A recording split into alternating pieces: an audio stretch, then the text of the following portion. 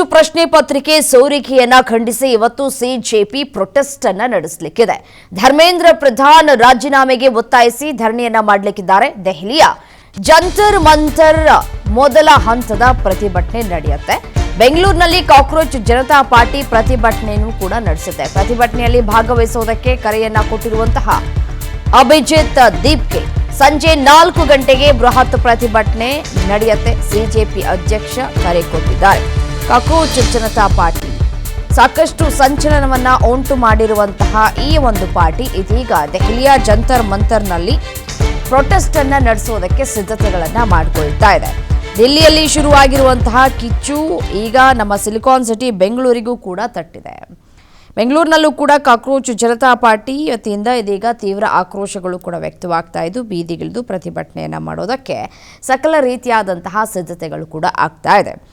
ಇನ್ನು ಈ ಪ್ರತಿಭಟನೆಗೆ ಮತ್ತಷ್ಟು ಶಕ್ತಿಯನ್ನ ತುಂಬಬೇಕು ಅಂತ ಹೇಳಿ ಪ್ರಮುಖ ಸಾಮಾಜಿಕ ಕಾರ್ಯಕರ್ತರಾಗಿರುವಂತಹ ಅಭಿಜಿತ್ ದೀಪ್ಗೆ ಅವರು ತಮ್ಮ ಸೋಷಿಯಲ್ ಮೀಡಿಯಾ ಅಕೌಂಟ್ಗಳ ಮುಖಾಂತರ ಜನರಿಗೆ ಕರೆಯನ್ನ ಕೂಡ ಕೊಟ್ಟಿದ್ದಾರೆ.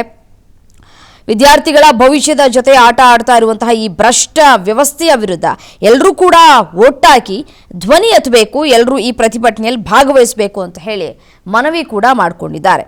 ಇವತ್ತು ಸಂಜೆ 4 ಗಂಟೆಗೆ ಬೃಹತ್ ಪ್ರತಿಭಟನೆಗೆ ಸಿಜೆಪಿ ಅಧ್ಯಕ್ಷರು ಅಧಿಕೃತವಾಗಿ ಕರೆ ಕೊಟ್ಟಿದ್ದಾರೆ. ಲಕ್ಷಾಂತರ ವಿದ್ಯಾರ್ಥಿಗಳ ಭವಿಷ್ಯದ ಪ್ರಶ್ನೆ ಇದಾಗಿರೋದ್ರಿಂದ ಸಂಜೆ 4 ಗಂಟೆಯ ಹೊತ್ತಿಗೆ ಬೆಂಗಳೂರು ಮತ್ತು ದೆಹಲಿಯಲ್ಲಿ ಪ್ರತಿಭಟನೆ ಕೂಡ ನಡೆಯುವಂತಹ ಸಾಧ್ಯತೆಗಳು ಕೂಡ ಇದೆ. ಪ್ರತಿಭಟನೆಯ ಕಾವು ಮತ್ತಷ್ಟು ಹೆಚ್ಚಾಗುವಂತಹ ಎಲ್ಲ ಲಕ್ಷಣಗಳು ಕೂಡ ಕಾಣಸಿಗ್ತಾ ಇದೆ.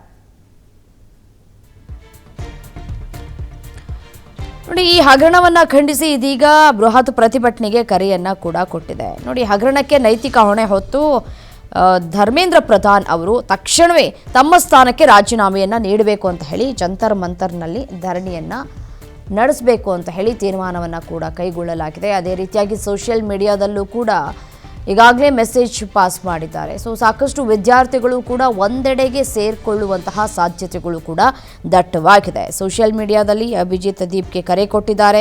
ಬೆಂಗಳೂರಿನಲ್ಲೂ ಕೂಡ ಕಾಕ್ರೋಚ್ ಜನತಾ ಪಾರ್ಟಿ ಆರ್ಭಟ ಜೋರಾಗಿ ಇರಲಿಕ್ಕಿದೆ. ಎಲ್ಲ ಕಡೆಯೂ ಕೂಡ ಪರ್ಮಿಷನ್ನ ತೆಗೆದುಕೊಂಡಿದ್ದಾರಾ ಇಲ್ವಾ ಅನ್ನೋದು ಸದ್ಯಕ್ಕಿರುವಂತಹ ಪ್ರಶ್ನೆ. ಪರ್ಮಿಷನ್ ಇಲ್ಲದೆ ಈ ಪ್ರತಿಭಟನೆಯನ್ನು ನಡೆಸೋದಕ್ಕೆ ಸಾಧ್ಯ ಆಗೋದಿಲ್ಲ. ಪೊಲೀಸ್ ಇಲಾಖೆಯಿಂದ ಪರ್ಮಿಷನನ್ನು ತೆಗೆದುಕೊಳ್ಬೇಕು. ನಾವು ಈ ರೀತಿಯಾಗಿ ಪ್ರತಿಭಟನೆಯನ್ನು ನಡೆಸ್ತೀವಿ, ಇಷ್ಟು ಮಂದಿ ಸೇರ್ತಾರೆ, ನಮಗೆ ಪ್ರೊಟೆಕ್ಟ್ ಬೇಕು, ಪ್ರೊಟೆಕ್ಟ್ ಮಾಡಿ ಅಂತ ಹೇಳಿ ಪ್ರೊಟೆಸ್ಟನ್ನು ನಡೆಸಬೇಕಾಗತ್ತೆ.